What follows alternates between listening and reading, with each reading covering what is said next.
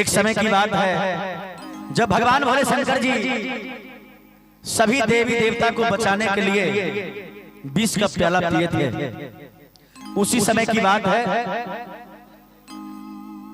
बड़ी प्यारी सी लाइन है पूर्वी की धून है।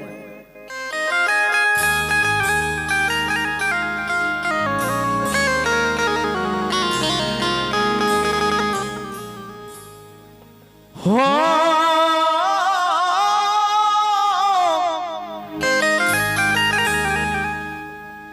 भाई ले जब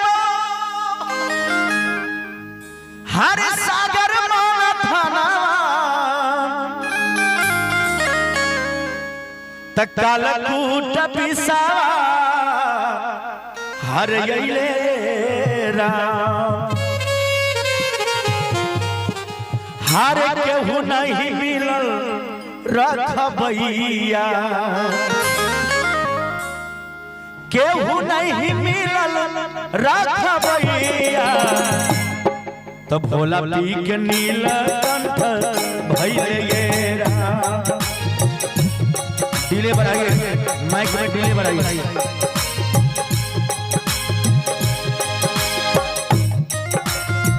बाबा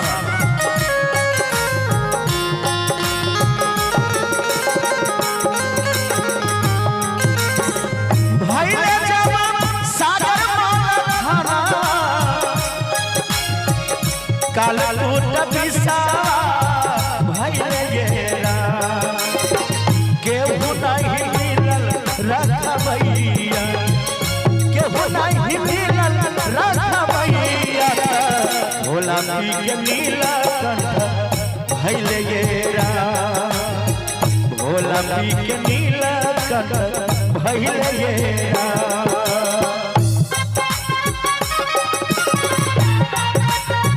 जय हो राम।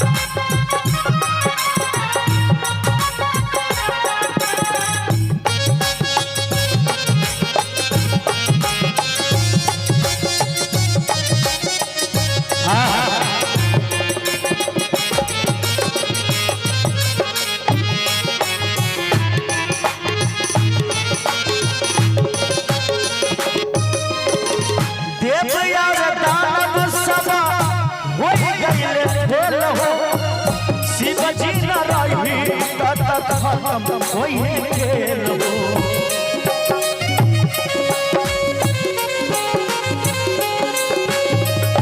देव दानव सभी खेल हो गए।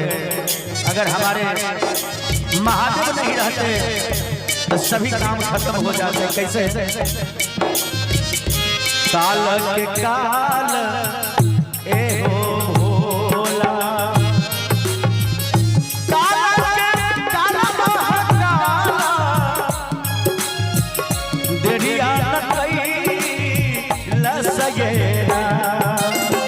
केहू नहीं मिले रखबैया केहू नहीं मिले रखबैया भोला पी के नीलकंठ भइले ये राम केहू नहीं मिले रखबैया केहू नहीं मिले रखबैया भोला पी के नीलकंठ भइले ये राम। हे बाबा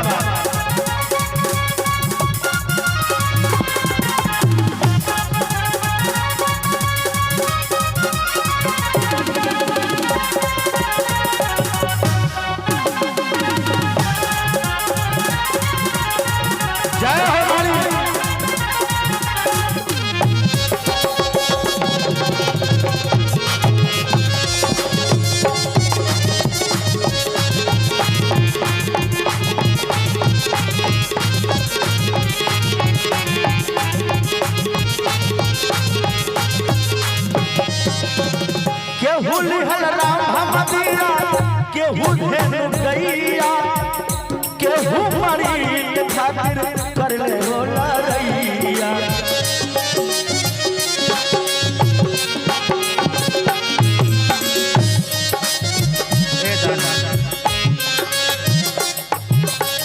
केहू लिहल राम मदिरा केहू धेनु गैया केहू मरीद खातिर कर ले रैया संकट भारी राम जी